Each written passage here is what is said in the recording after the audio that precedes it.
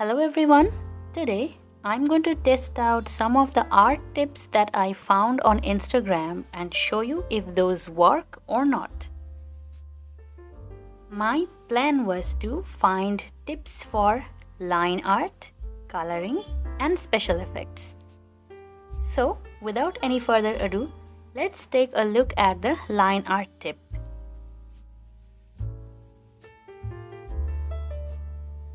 Okay, that sounds like a nice trick for someone who is not a pro line art maker, aka myself.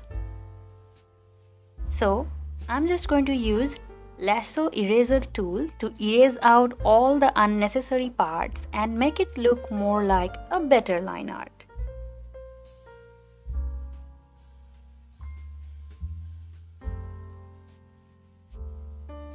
While doing this, I realized yes, it does help to some extent. But if you want to make it look as good as the result in the video, you need to draw some clean lines yourself as well. Especially if you have a crazy hair situation going on like in this art.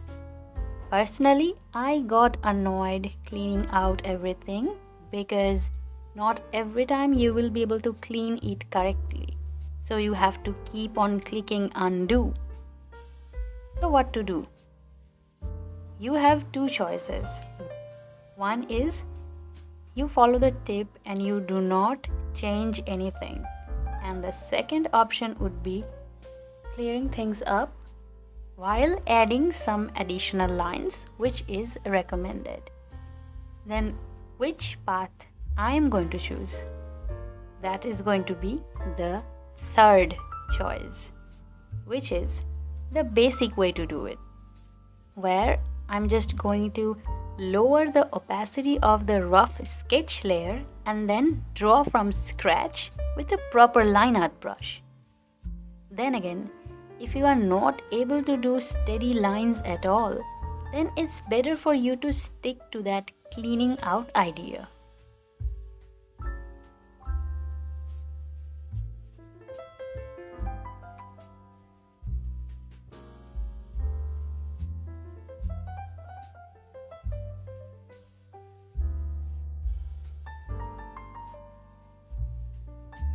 So this is how it looks like after I did a proper line art.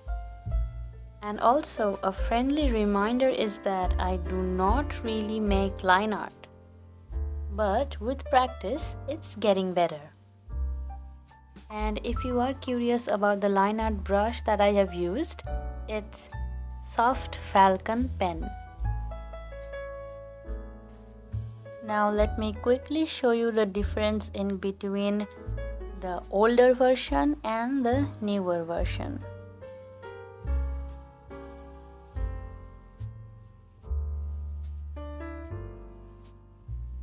Now it's time to move on to the next tip, which is about our color palette.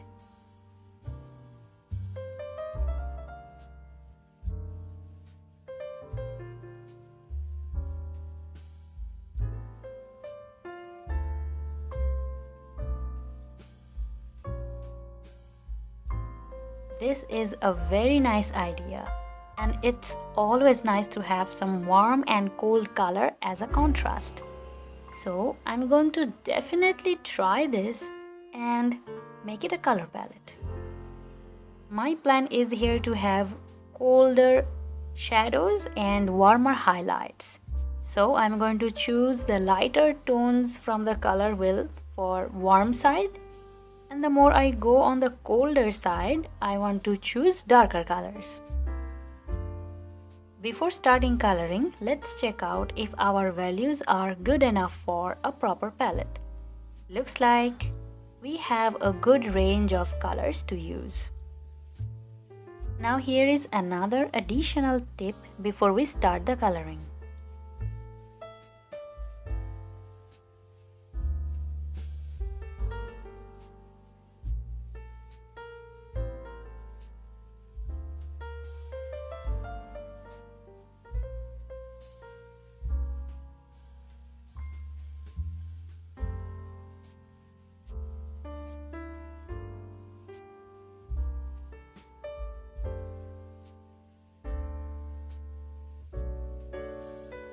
This is a great tip.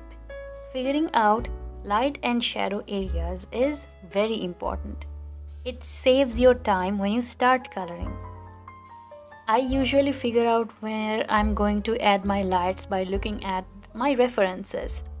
But if you want to go for a different light setting than your reference, then dividing the parts beforehand is a great idea. Let me show you the division for my art. So this is our main dividing line. The right side is going to be the lighter area because the light is coming from that side, and the opposite part is going to be the shadowy region.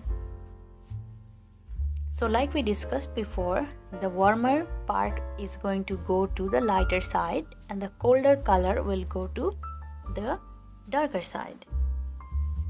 Just like we saw in the tip that even if the area is on the lighter region, there will still be some limited parts where light won't reach that much. In this art, it's going to be the area just below the knuckles. And then to balance out the warm and light colors, I'm going to add cold color to the hair and also to the eyes. Okay, so that is our general plan. Let's see how it looks like after I'm done with coloring. I personally really like the outcome. I think it looks better than having same colors in the entire artwork. Now it's time for the special effect tip. Let me quickly pause this video and tell you this.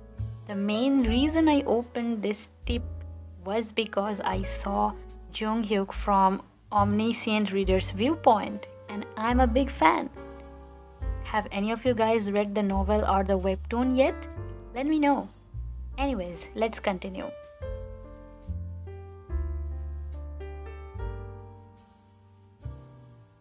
That is a very clever idea and I am actually mad at myself for not thinking about this before.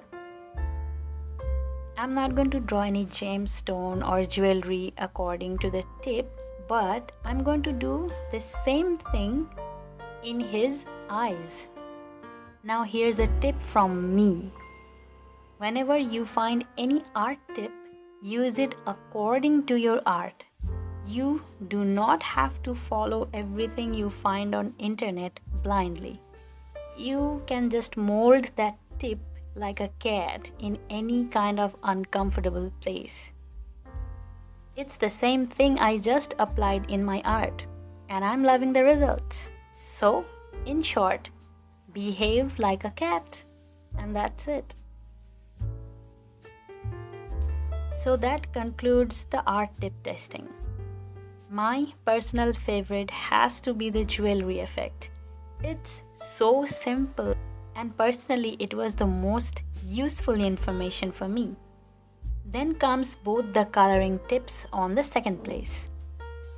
And lastly, there comes the Lineart tip. Don't get me wrong, it is a good tip and it is possible to get nice results. But do not just expect it to look super good just from erasing out the rough sketch. You have to do some more work to get desired results. So that's it for today's video. Let me know what more art tips you want me to test out for you guys. I hope you enjoyed today's video. Thank you for watching and I will see you in the next one. Till then, take care.